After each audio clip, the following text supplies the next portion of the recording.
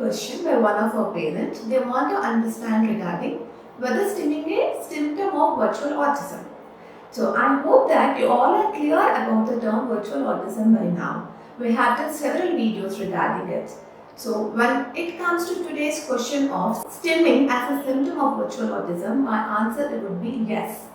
So for the children, when they are getting too much attached to the screens and not having adequate social play or the social interactions, is when kids are developing certain autistic type of symptoms called as autistic traits. So one of the symptoms which they might develop is the stimming. Stimming generally kids will do for the self-engagement. And when it comes to stimming, it can happen in the 8 different senses or the 7 different senses which we analyze. So stimming, they can even do just a rotatory stim, which is very, they will feel so happy looking at the rotatory objects, or they get fascinated even with the slow fan movements. They start noticing it. They'll just go stop there and start noticing the rotatory movements.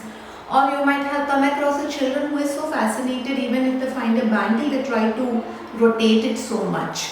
And there are children who likes just to throw these objects and then look at the falling objects. So any behavior which is repetitive in nature, it could be hand flapping, it could be looking like this, observing the fingers, or it could be running between 2 points aimlessly, anything repetitively done comes under stimming. So for children who are at risk of virtual autism, they also might develop certain characters which looks like stimming only.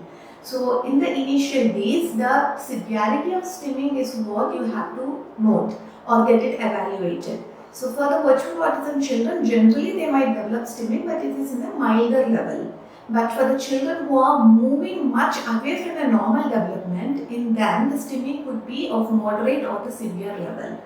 So the severity of stimming is what is going to help us in understanding how long they need the additional support in terms of therapies. So as I always say, whatever the diagnosis is, don't concentrate on it, but please do concentrate on the signs and symptoms the child is exhibiting. If anything, if this is the normal curve, any symptom which is going away from the curve has to be addressed in a right manner. And in the way of addressing this, one is getting the screening. If they fail in the screening, then please go for the diagnostic evaluations.